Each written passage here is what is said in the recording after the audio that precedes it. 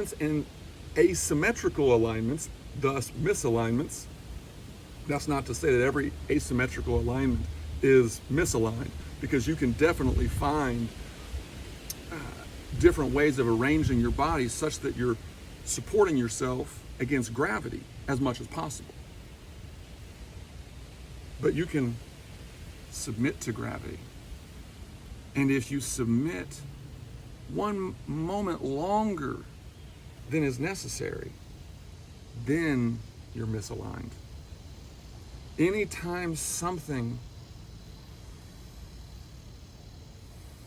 about the way in which you breathe and the way in which you move, if it's not meditative or if it isn't in accord with a predetermined pattern of operations that has that singular goal in mind to perfect my relationship to gravity, using my breath, using my movement, and using my blood which is circulating.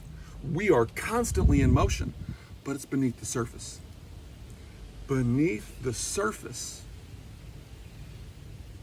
everything is dynamic, everything is changing. Who knows what's happening in our minds? Who knows what's happening with our ideas? There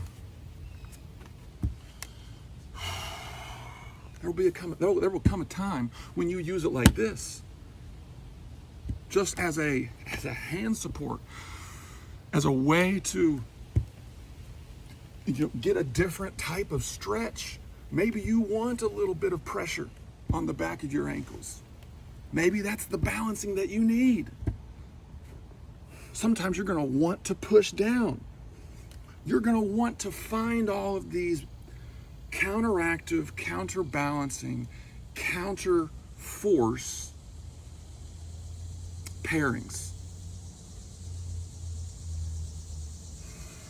Because when I'm moving my shoulder in this way, I'm moving, this muscle group has a different experience with gravity than when you move it like this. Does that make sense?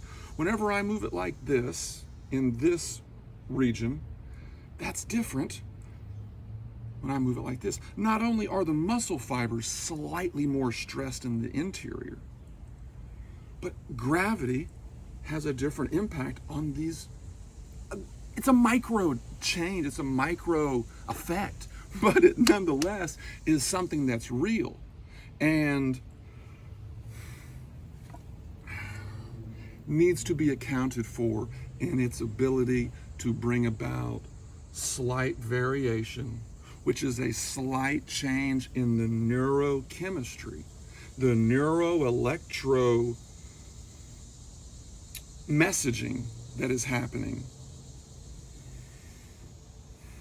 must be slightly unique because you've choreographed a slight change and you've done it for 2 breaths. You've done it with your eyes closed, which is basically shutting down the visual cortex. You shut this down, all of a sudden you have all of those resources that can go to the rest of the brain, that can be channeled and efficiently allocated to different sectors of the brain to stimulate activity, to stimulate compassion, to stimulate strategic thought, to stimulate regeneration. The replication of different cycles that we know have had a synergistic, health-enhancing, increasingly facile skill acquisitional capabilities or features. See, sometimes this feels great, but sometimes this feels great. Sometimes you've got to go with a hollow chest. In order to have a well-developed chest, you've got to have a hollow chest at some point.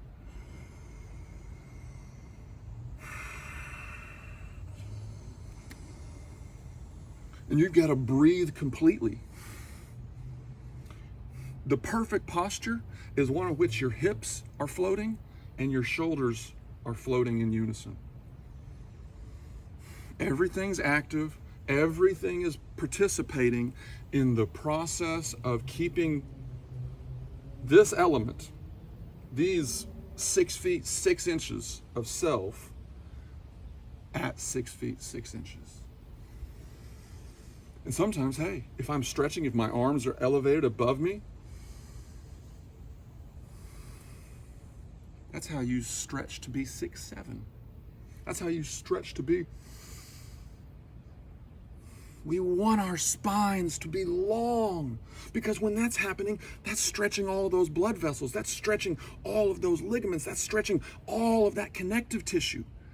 And that's actualizing this idea, this concept of the body being like a trillion rubber bands. Your lungs are these three-dimensional enclosed housings of just trillions of little rubber band pockets that can expand and contract.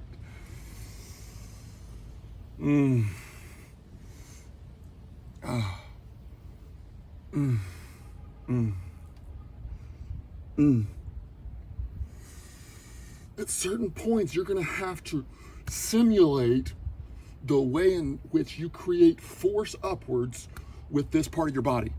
Your feet are going to absorb it. If it's not coming from here, your body will desensitize to its effects and you will become bottom heavy. One of the things that I repeatedly heard was that you've got to be cognizant of the importance of diaphragmatic breathing, which is your diaphragm pushes lower to make your lungs long, then it pushes out to expand the rib cage. By expanding the abdominal area, you expand the bottom of the rib cage. Now, why was that important? Why was that necessary? Because you're training people, you're assuming that the human desire is to have a big chest.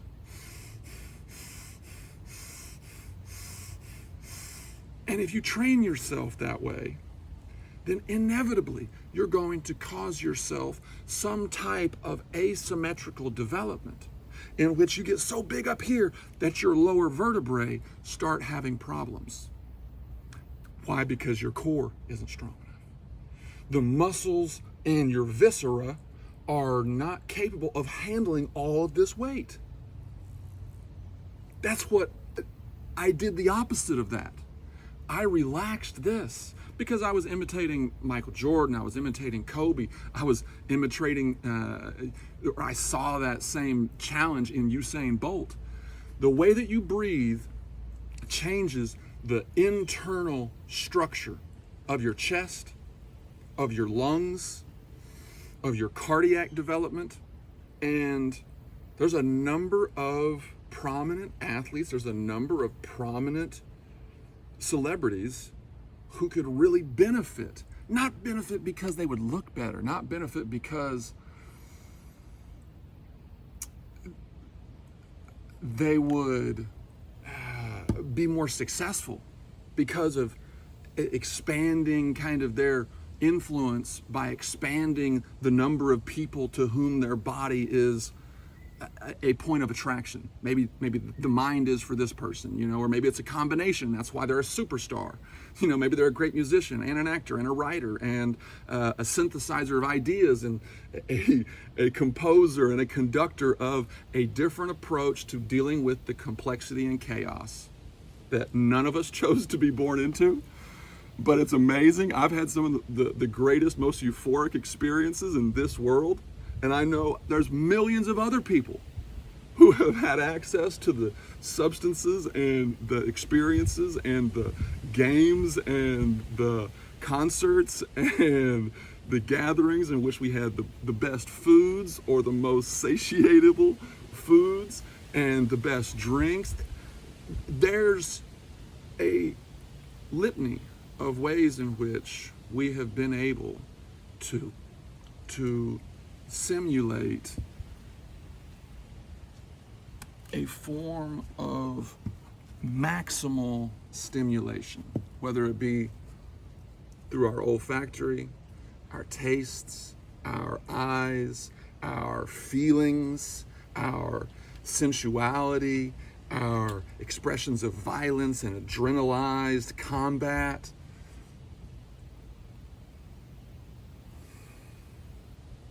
It's a beautiful time to be alive.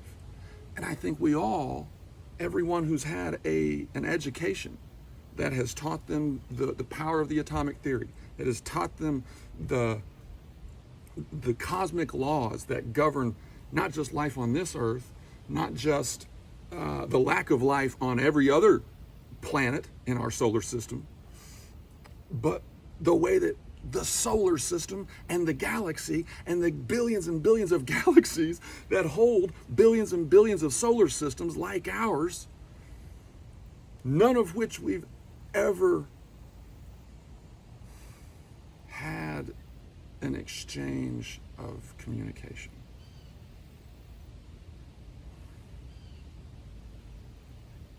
But they've got to be out there. How best do we use these faculties? How best do we use this skill set for creating a society of permanence? The educational curriculum, a curriculum that is not based on absolutism or mystical, magical thinking, or suspensions of probability and rationality and logical assessments of what is capable of happening in reality based on all of our accumulated knowledge. We've got to determine a curriculum that is concise and this is an old youth room. This has been out here for a long time. Whatever curriculum it is, this needs to be a part of it. This breathing system, this exercise system, this rhetoric system is self-actualizable, and it's something that can create just a little bit of resistance, just the resistance that you need.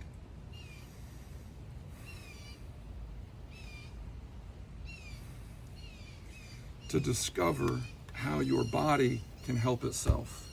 This is the hallway. This is a system to promote your nuanced, incremental discovery of the multiplicity of ways in which you can form your body. You can take control of your neurophysio system, and you can dictate how it's going to be best. Use your sensibilities to determine what your now is and what the future is, based on your past, based on the past that you've been exposed to. These are the websites. Go to TED.com. That's the perfect place to start. That's, in fact, the curriculum. This is what's missing. The way in which you receive that content, that's what's missing. That's what we're lacking. Youth Thrones and permaculture and TED. That's the new trinity that I'm submitting is necessary for a collective transformation of our culture, of our global culture. And I thank you for watching. You, me, and any other persons with whom we interact, I guess, are now a part of that. It's something that once you hear it, once you see it, you're almost compelled to make a donation, order one, take your own measurements, find out the best possible one that we can design and build. And if it's custom, then you're going to be in a customized position. That's a customized neurophysio position that's perfect for you, or has a slightly imperfect feeling. Thus, you can modify it. You can take a pad down here. You can alter the position of something else to